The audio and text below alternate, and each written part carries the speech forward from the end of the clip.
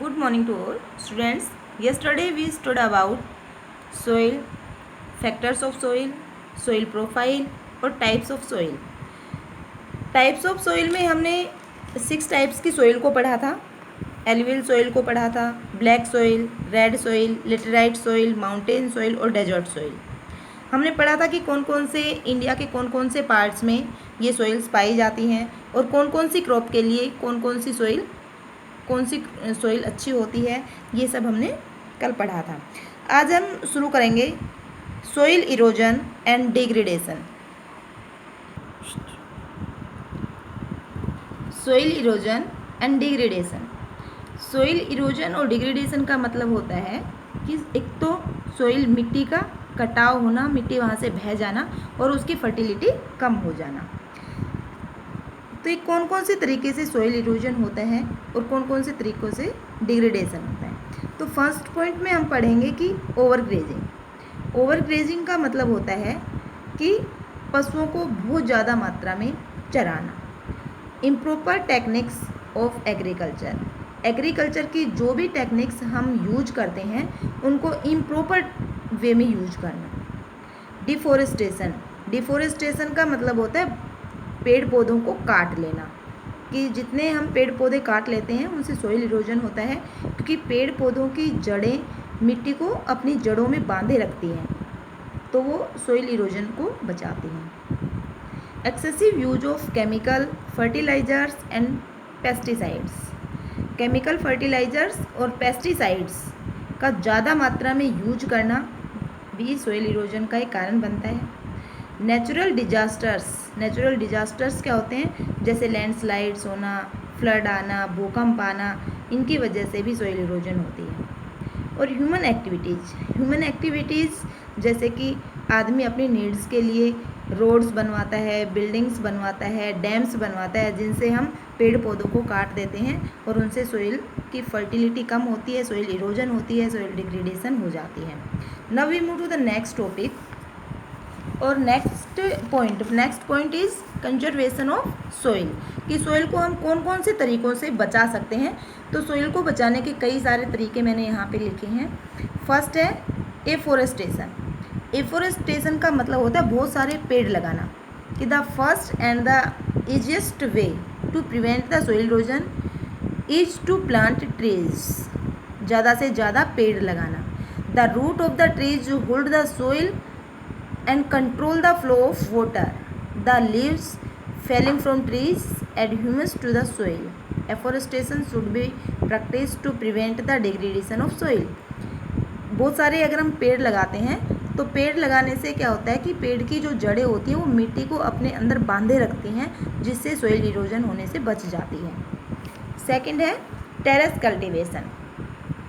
Terrace cultivation में जो hilly areas होते हैं, in hilly areas terrace or strips are made on the steep slopes in order to cultivation crops on flat surface easily. These strips help to prevent soil erosion. इस तरीके से भी हम soil को बहने से बचा सकते हैं, क्योंकि टेरेस कल्टीवेशन होती है वो हिली एरियाज़ में ज़्यादा की जाती है और हिली एरियाज़ में सीढ़ीदार खेत बना के और तब ये खेती की जाती है. थर्ड है शेल्टर बेल्ट्स. शेल्टर बेल्ट्स में ये ज़्यादातर डेजर्ट एरियाज़ में और कोस्टल रीजन्स में ज़्यादा की जाती हैं. ये the spread of the wind erodes the soil. क्योंकि वहाँ पे विंड तेज़ चलती हैं और ज़्यादा तेज़ गति से हवाएं चलने की वजह से मिट्टी इरोज हो जाती है, और उनसे मिट्टी को इरोड होने से बचने के लिए ये शेल्टर बेल्ट्स के तरीके से खेती की जाती है. If a row of the trees known as the shelter belt is planted in these areas, then the speed of wind would be controlled and soil erosion would be reduced. इसमें shelter belt में line से ही trees को लगाया जाता है और line से trees लगाने से जो विंड की स्पीड होती है वो थोड़ी कम हो जाती है, जिससे सोइल इरोजन कम होता है. कॉन्टोर प्लोविंग. कॉन्टोर प्लोविंग जो है वो कर्व की शेप में खेती की जाती है. लाइक दिस कर्व की शेप में उसमें खेती की जाती है. प्लोविंग पैरेलल्स टू द कंटोर्स मतलब curve of A slope of A hill created natural barrier that trap the water flowing down the slope. This is known as the contour barriers. इसमें ऐसे कर्व की शेप में अगर खेती करते हैं तो पानी इस जगह से बहने से रुक जाता है, क्योंकि ये जो हमने शेप दी है इसी शेप में पानी रुकता जाएगा, जिससे सॉइल इरोज होने से बच जाएगी। नेक्स्ट है हमारा contour barriers.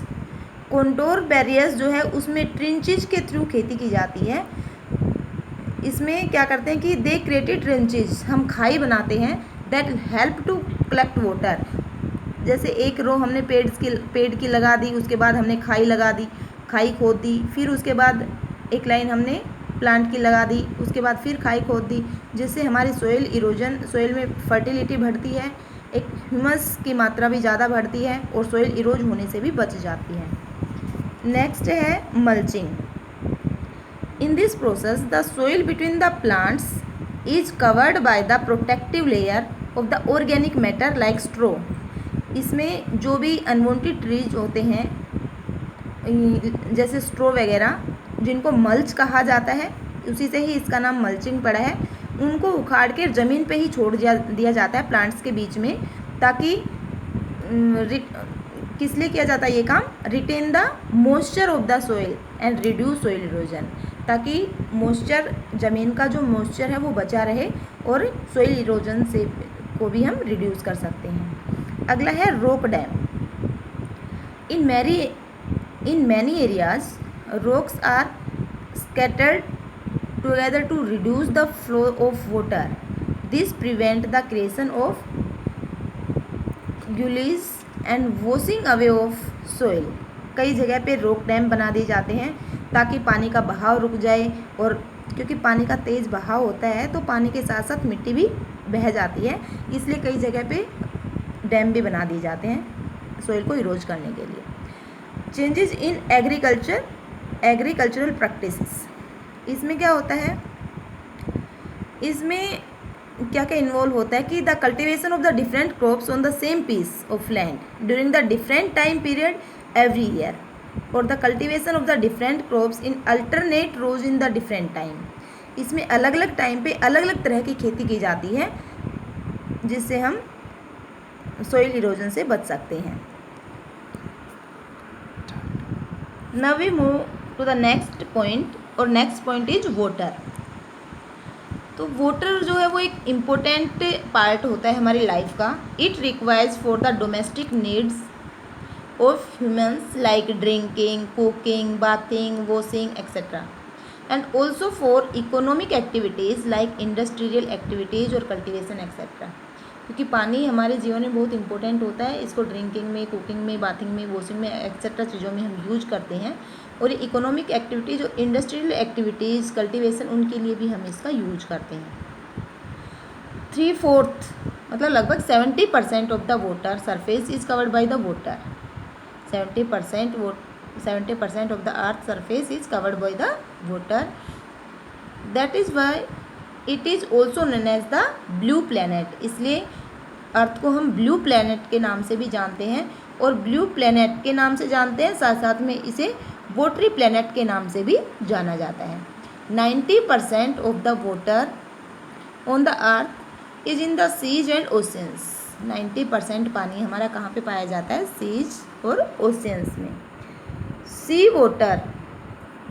C water contains salts and can not be consumed directly. Sea का जो पानी है, समुद्रों का पानी खारा होता है, और खारा पानी होने की वजह से हम उसको डायरेक्टली यूज नहीं कर सकते हैं। Thus only 3% of the fresh water of which 2% is in the form of snow and glaciers found in the polar regions and mountain peaks. 3% fresh water हमारे पास होता है, और उसमें से 2% जो पानी है वो स्नो में, ग्लेशियर्स में, जैसे पोलर रीजन्स होते हैं, बर्फ़ वाले जो इलाके होते हैं, माउंटेन पीक्स पे, उन पे पाया जाता है। और only about 1% of water on the earth is available for us to use. सिर्फ 1% पानी हमारी अर्थ पे हमारे लिए अवेलेबल है, जिसको हम यूज कर सकते हैं। Rain water is primary source of fresh water. Rain water है वो हमारे लिए एक सबसे अच्छा सोर्स है फ्रेश वाटर का। We also get fresh water from rivers, lakes, ponds and in the form of underground water from the wells. In some problems of the water availability, कि वाटर पाने में हमें क्या क्या प्रॉब्लम्स होती हैं। कहता है कि कई इलाके ऐसे हैं जहाँ पे बहुत कम रेनफॉल होती है और कहीं कहीं पे बहुत ज़्यादा रेनफॉल होती है। In some regions it rains throughout the year while in others only for a few month. कुछ ऐसे एरियाज हैं, कुछ ऐसे रीजन्स हैं जहाँ पे साल के कुछ ही महीनों में बारिश होती है और कुछ ऐसे एरियाज होते हैं जहाँ पे पूरी साल बारिश होती रहती है। Thus, it is clear that the distribution of the fresh water on the earth surface of the earth is highly uneven. इसलिए हम कह सकते हैं कि फ्रेश वाटर है वो हर एक जगह पे अर्थ पे अनइवन होता है, कहीं पे ज़्यादा कहीं पे कम होता है। This affects the human resources. The concentration of the population in the world is limited to the few areas because it is depend upon the availability of water. Density of the population is low in the areas where water is not easily available. वहीं पे population कम पाई जाती है जहाँ पे पानी जैसी सुविधाएं जो होती हैं वो सही से अवेलेबल नहीं होता है, और उन्हीं एरियाज़ में ज़्यादा पॉपुलेशन पाई जाती है जहाँ पे ऐसी फैसिलिटीज़, वाटर फैसिलिटीज़ या ट्रांसपोर्ट फैसिलिटीज़, जो भी फैसिलिटीज़ हैं वो अच्छे से अवेलेबल हो जाती हैं। कई ऐसी बड़ी बड़ी कंट्रीज़ भी हैं जहाँ पे पानी की बहुत ही कमी होती है, और वो भी बड़ी बड़ी कंट्रीज़ भी पानी की कमी को फेस करती हैं। Next topic is conservation of water. पानी को किस तरह से बचाया जा सकता है। पहले हमने पढ़ा था कंजर्वेशन ऑफ सोइल, कि सोइल को किस तरह से बचाया जा सकता है, और ये सारे मैंने फॉर्म जो भी बताई थी इनके थ्रू हम सोइल को बचा सकते हैं। अब ऐसे ही हम पढ़ेंगे कि वाटर को किस तरह से बचा सकते हैं। तो वाटर को बचाने के भी कई सारे मेथड्स मैंने लिखे हैं। फर्स्ट लिखा है एफोरेस्टेशन। एफोरेस्टेशन का मतलब बहुत सारे पेड़ लगाना, कि trees prevent wastage of the water as they decrease the rate of surface run off and renew the storage of underground water. पानी की जड़ों के थ्रू ही पानी अंडरग्राउंड मतलब ज़मीन के नीचे चला जाता है, जिससे हम अंडरग्राउंड वाटर को पा सकते हैं। तो हमें ज़्यादा से ज़्यादा पेड़ लगाने चाहिए जिससे वाटर को हम कंजर्व कर सकते हैं। Building dams on the reverse के ऊपर हमें ज़्यादा से ज़्यादा डैम्स बनाने चाहिए ताकि पानी को हम कंजर्व कर सकें, क्योंकि जब बाढ़ आती है तो कंट्रोल नहीं हो पाता और पानी ओवरफ्लो हो जाता है जिससे पानी वेस्ट होता है। इसलिए फ्लड को कंट्रोल करने के लिए भी हमें डैम बनाने चाहिए। Building artificial lakes and tanks, हमें आर्टिफिशियल लेक्स बनानी चाहिए और टैंक्स बनाने चाहिए। तो जैसे साउदर्न इंडिया है वहाँ पे पेरिनियल जो रिवर्स होती हैं उनकी बहुत कमी होती है। पेरिनियल्स रिवर्स मीन्स जो रिवर्स पूरी साल नहीं बहती हैं, सिर्फ कुछ ही महीनों में बहती हैं, जैसे बारिश के महीनों में, इसलिए उनको पेरिनियल रिवर्स कहा जाता है। तो साउथ इंडिया में कुछ ऐसे डिस्ट्रिक्ट हैं जहाँ पे पेरिनियल रिवर्स की कमी पाई जाती है। Rain water is collected the large tanks और artificial lakes so that water can be conserve to the maximum. इसलिए वो लोग आर्टिफिशियल अपने लेक्स बना के, टैंक्स बना के ही पानी को स्टोर करते हैं और उसको यूज करते हैं। इम्प्रूवमेंट इन द इरिगेशन और टेक्निक्स और इरिगेशन मेथड्स जो हैं उनको इम्प्रूव करके भी हम पानी को कंजर्व कर सकते हैं। जैसे स्प्रिंकल्स और ड्रिप इरिगेशन करके, जो इफ़ेक्टिव इरिगेशन टेक्निक्स हैं ये आज के टाइम की, ये करके भी हम वाटर को कंजर्व कर सकते हैं। चेक ऑन पोल्यूशन को चेक करके, जैसे कि सीवेज ऑफ अर्बन और rural settlements should be treated before it disposal into the rivers, और industries must also be properly treated before the discharging them into the river, क्योंकि जो industries होती हैं वो भी अपने जो कंटेनमेंट होते हैं उनको रिवर्स में बहा देते हैं, जिससे पानी पोल्यूट हो जाता है और वो पानी ह्यूमन बॉडी के काम नहीं आता है क्योंकि उसमें बहुत सारी केमिकल्स होते हैं। अगला है इंडिविजुअल इफ़ेक्ट्स, जैसे level of home, school, offices और public places. Taps should not be allowed to run when not in use, हमें पानी की टैप को बंद कर देना चाहिए जब हम उसे यूज नहीं करते हैं। Drinking water should not B use for the cleaning और गार्डनिंग, पानी का जो पीने का जो पानी है उसको क्लीनिंग में और गार्डनिंग में हमें यूज नहीं करना चाहिए। ये छोटी छोटी जो चीज़ें हैं इनसे भी हम पानी बचा सकते हैं। तो इन बहुत सारी फॉर्म से हम वाटर को कंजर्व कर सकते हैं, पानी को हम बचा सकते हैं। एक वर्ल्ड वाटर डे मनाया जाता है, वो मैंने यहाँ पे लिखा है कि world water day is celebrated on March 22 every year. हर साल हम 22 मार्च को वर्ल्ड वाटर डे सेलिब्रेट करते हैं। Students, this is enough for the today's lecture. You must go throughout the chapter once again yourself for better understanding. At the end of the chapter, I will provide you PDF for the keywords, question answer, extra questions, give reasons, differences, etc. etc. which will be available on the school website, or school website is www.srikrishnapublicschool.in. Okay, thanks.